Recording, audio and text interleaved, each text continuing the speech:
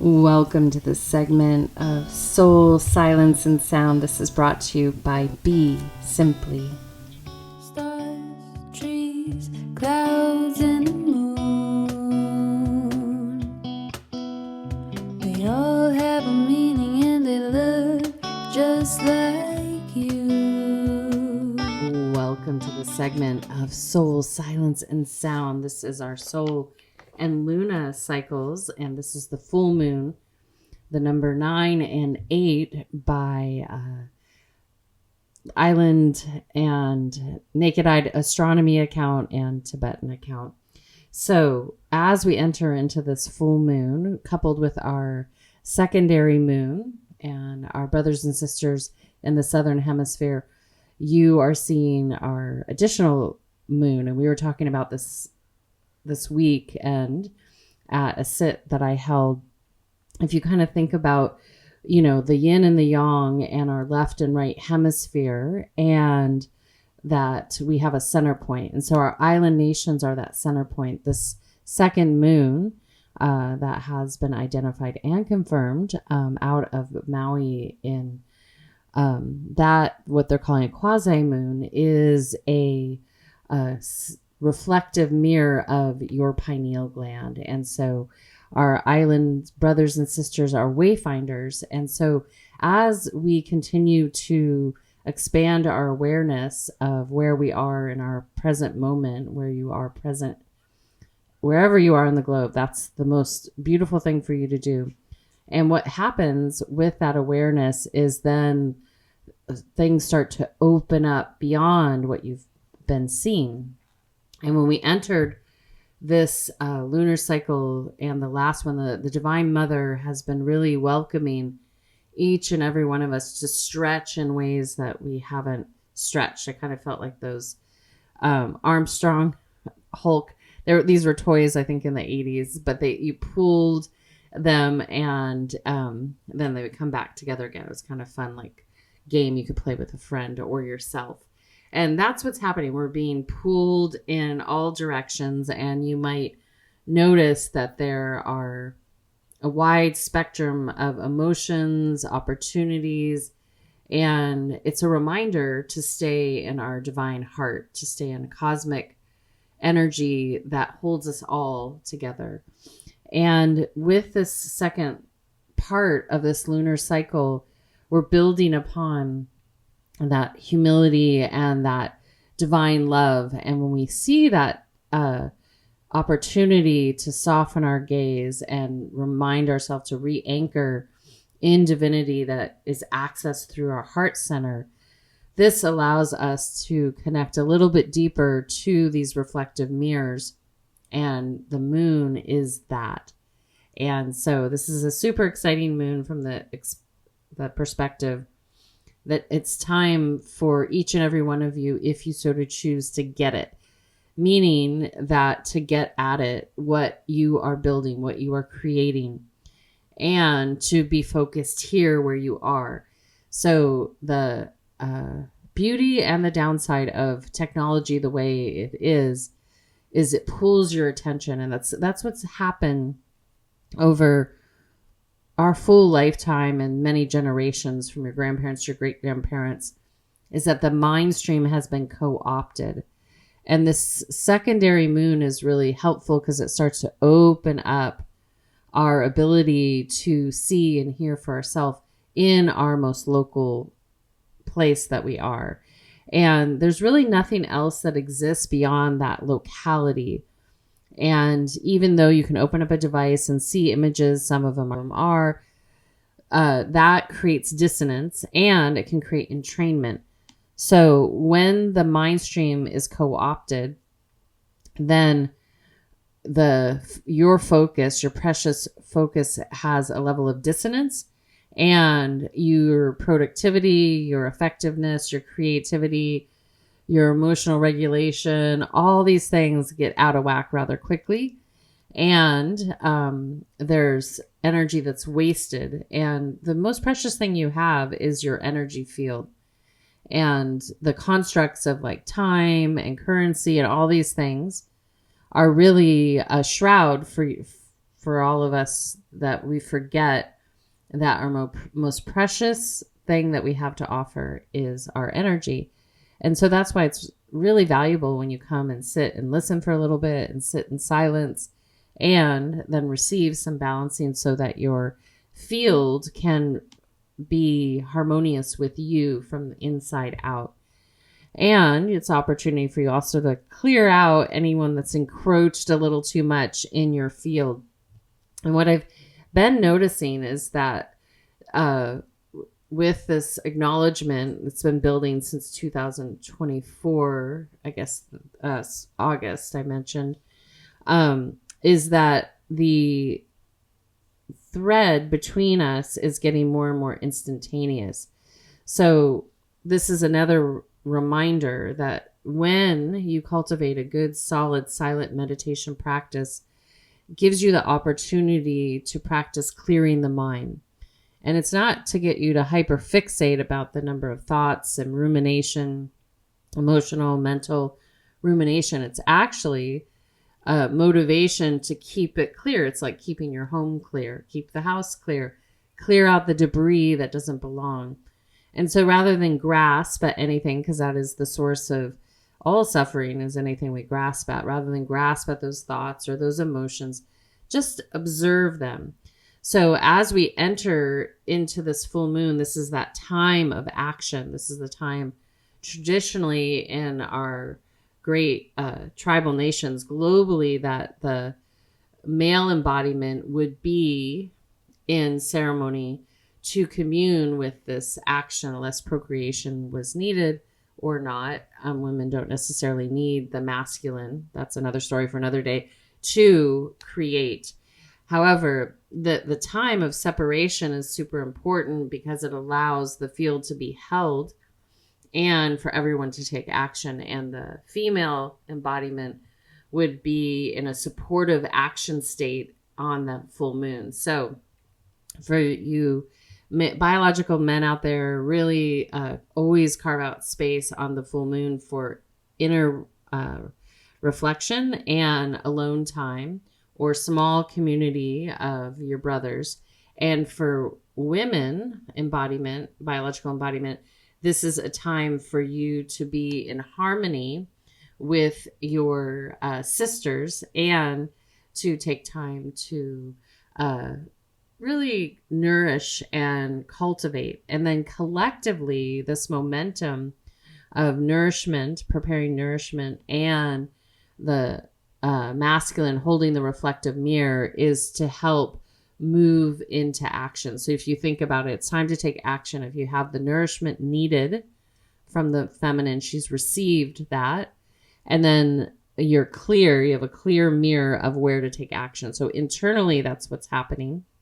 And then externally, as a society, it'd be really beneficial to operate in this way because we are designed very different from an electromagnetic perspective.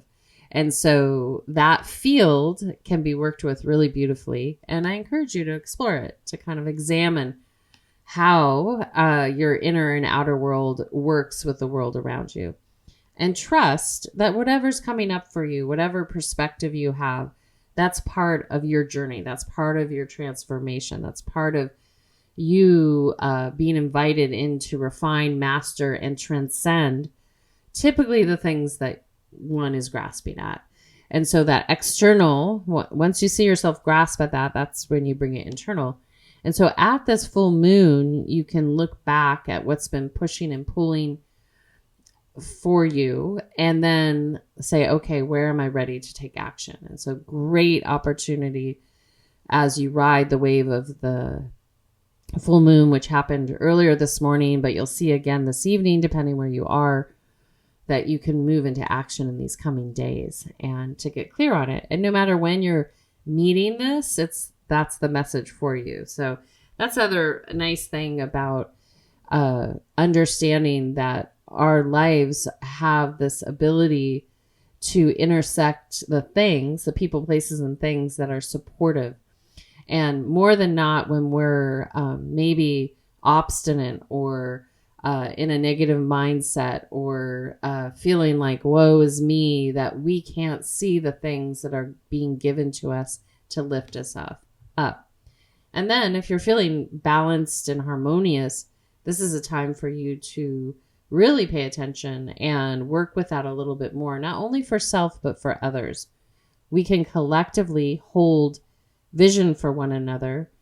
And especially if you're feeling strong mentally, physically, emotionally, and spiritually, then you will have a greater ability to serve not just yourself, but others. And that's why we're here, to help each other. So this aspect of welcoming in the divine feminine energy of love and humility, coupled with going for it here. And so the attention that we place on something needs to be placed where you're at, where you're physically at, perceptually physically at. And then from there, that allows the field to come in and support you, the ether, that energy that we're in here in the northern hemisphere is transmitting. And it transmits through the wood energy, the trees, which our brothers and sisters are working with. So those are our yin and our yang for this time of year collectively, that we're transmitting through the ether, through the trees, above the system. And then as we go into other parts of the year, we'll be working more below. So for the attention point is your first attention is between you and whatever you're focusing on, not out in these portals through internet and anything. It's really getting clear what you need to work on here. And then from there, as you work on that, you have the ability to have a second attention. And this is helpful in waking state and sleeping state. So you're focused and present where you need to be. And your second attention is the observer, your highest expression. And that observer is what is being cultivated when you go into silent meditation. So when we sit shortly, you will have the opportunity to be present with your observer and see, not necessarily by having phenomena, but just to be with your observer.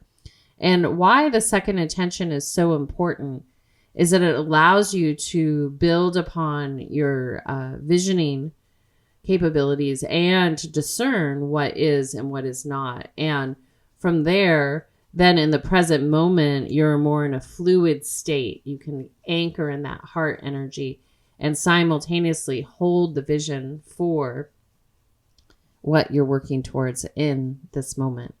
Now, understand that your second attention, your observer, the highest expression of self, like we talked about 2 weeks ago, is that's connected to the divine, and that love frequency is one that can only participate in certain states of being to retain that awareness. So the more that you sit up there, the simpler things get, because one sees things for what they are and actually can't relate to those things that people are grasping at and partaking about in. And the beautiful part is once one has seen that internally and externally, then they become an observer of greater benefit for the whole.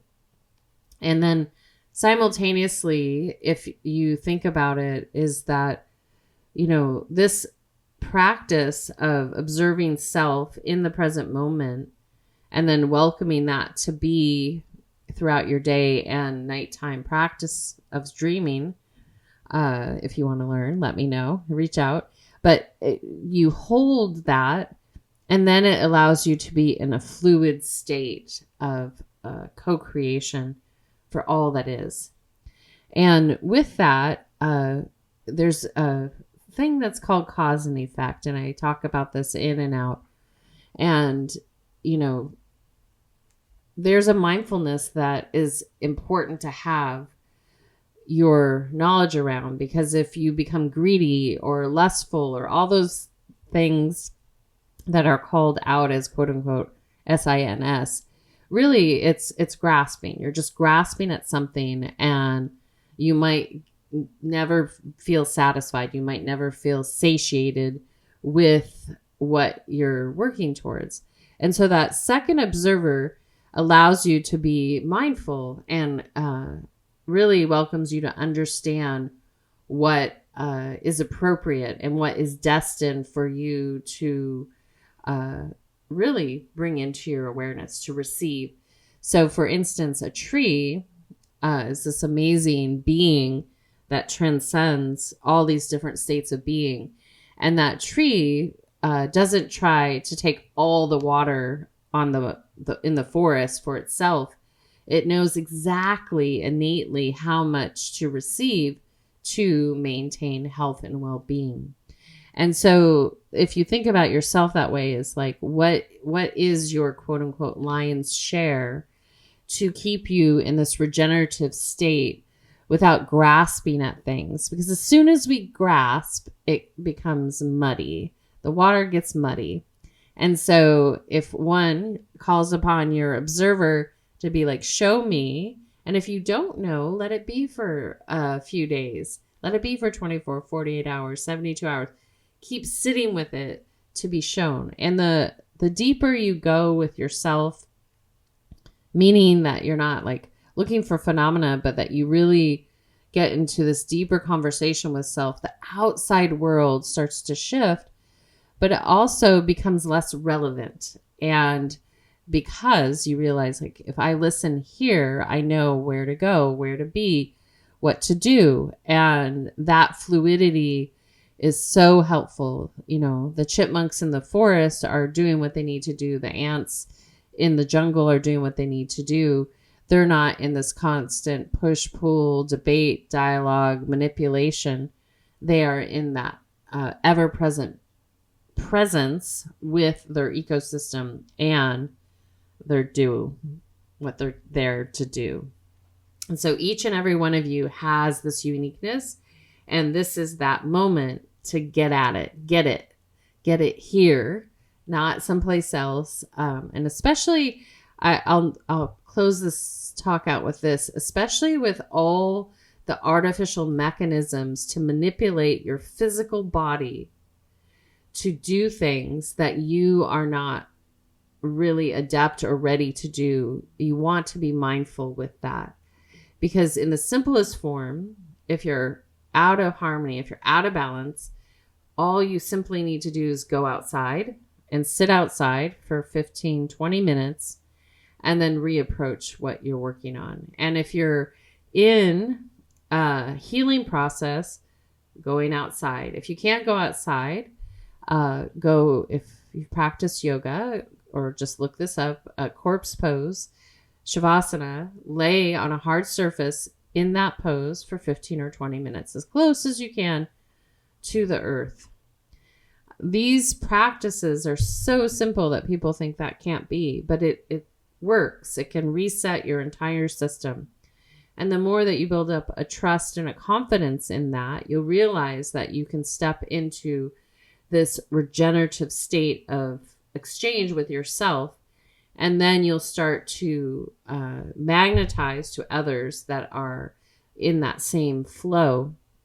And then how this serves the people that in places and things that are still working out the degradation that we've all collectively co-created, you will see that it'll start to shift them. And, you know, when we take people on retreat, I always encourage them, don't go home and be a preacher about everything you realized. It's more important for you to deepen that, honor it, and then start to embody it. And as you embody your state of being, then people will become curious and want to know, or might ask questions. And again, it's not so much about preaching to them. It's about that embodiment, and then showing your state of being by being in their presence, not by do it this way, do it that way, hook up to these electrodes, all those things. It's really not necessary. So, but we've forgotten, we're remembering. And the cool part is we'll be creating so many fun things on the other side of this that it doesn't have to all be fixated on a model that's been conditioned to take and keep everyone degraded. So it takes a moment, being that I work with people in birth, life, and death transitions. And when people are in serious illness, it takes a moment for the mind to really decide where it wants to be and to really honor the path there. And sometimes it includes all things. And then as one gets stronger and understands how our system is designed, then one can let go of certain things that they might have formerly relied on, and they won't even be a part of their reality anymore. And so that's where we're headed, and it's exciting. So as we go into this sit, I welcome you just to let go of everything I said. Let's dip into our heart and welcome our heart to connect with the divine. That's you, that runs through each and every one of you. And I just welcome you to take a nice, gentle breath up into that heart to start.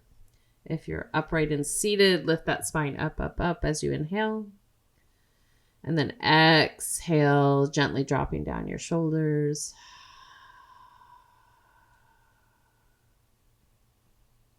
Again, inhale.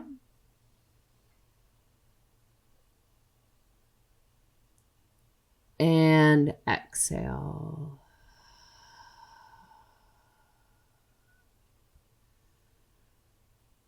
Good. One more inhale.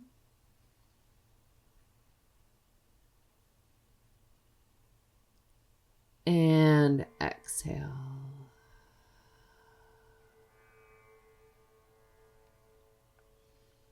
Good. And as you continue to breathe in and out, I welcome you just to gently gaze at a spot in front of you. Or if you're comfortable with your eyes closed and your mind's relatively quiet, you can close your eyes at this time. And then observe your breath. Allow that to be your focus during this silent portion.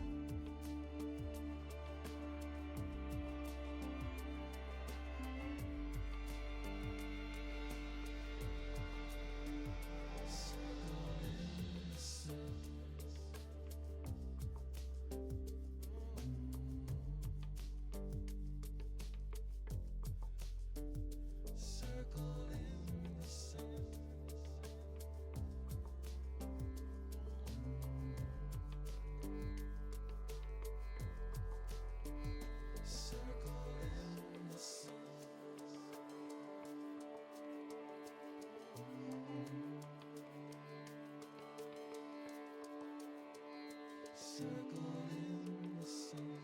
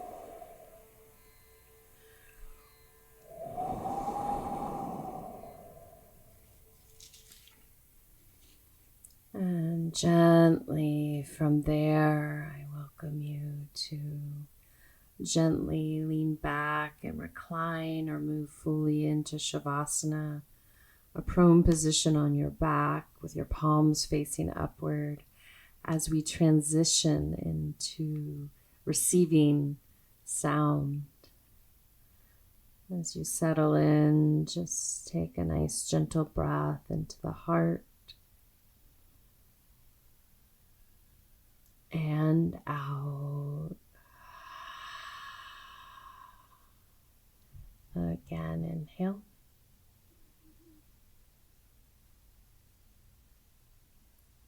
And exhale.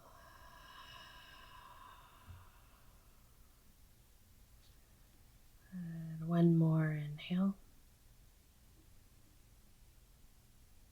And exhale. And then continue to follow your natural breathing pattern.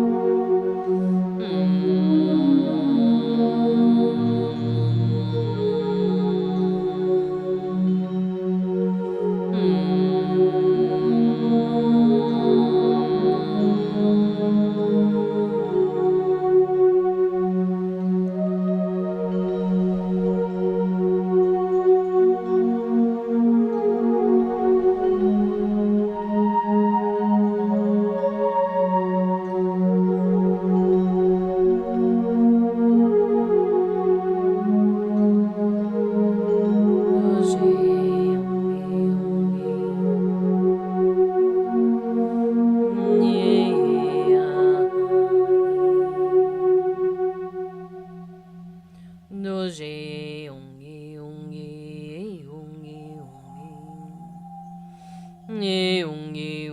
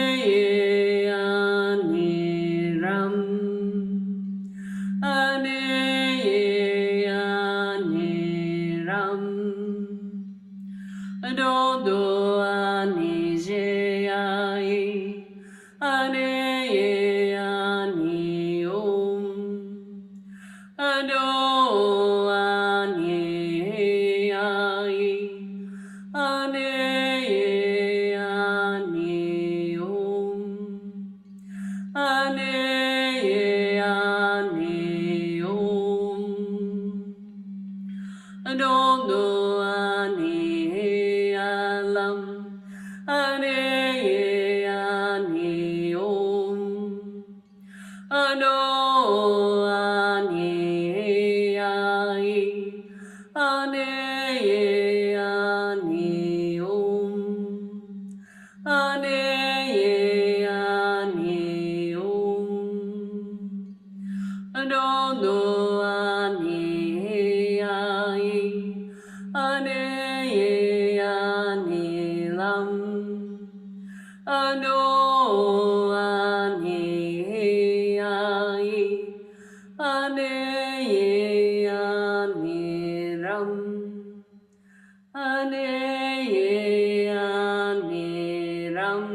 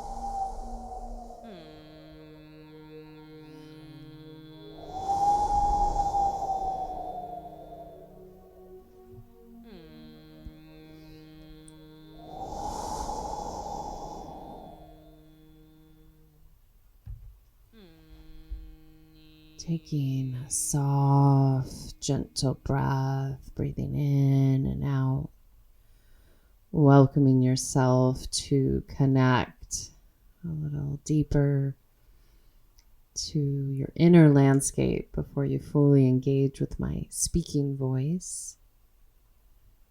Taking another deep breath in.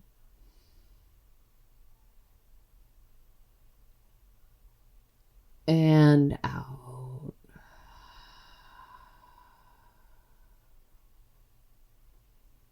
Again, inhale.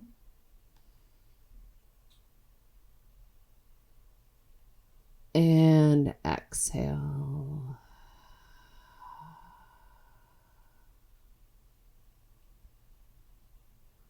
And as you continue to breathe in and out, I welcome you to take a moment to express silent gratitude for all aspects of self.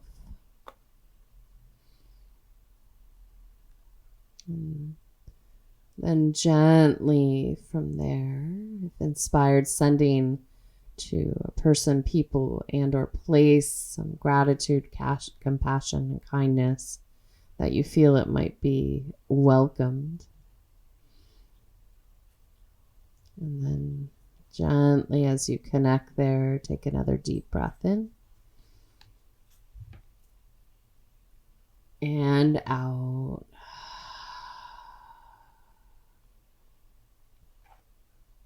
And another one, inhale.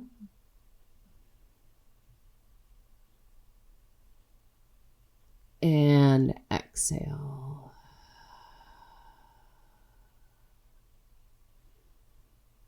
And as you continue to breathe in and out, I want to remind you that when we create the space to listen and connect, we can align and calibrate to our full capacity in this moment and understand that our capacity continues to change. That's the constant, is change. And so by pulling ourselves inward and calibrating with that which we are in this divine moment, it enables us to really serve ourselves and others. And then our collective reality starts to shift. So to be aware where you put your attention as you're getting it, really hold yourself accountable for what you need and want to focus on. And then hold that vision, not only in the present moment, but through the observer. Access your observer to help you hold that vision and to keep you out of a state of delusion or illusion. Because each and every one of us transcended this moment of life for a specific purpose. Some of that is internal, alchemy and refinement and mastery.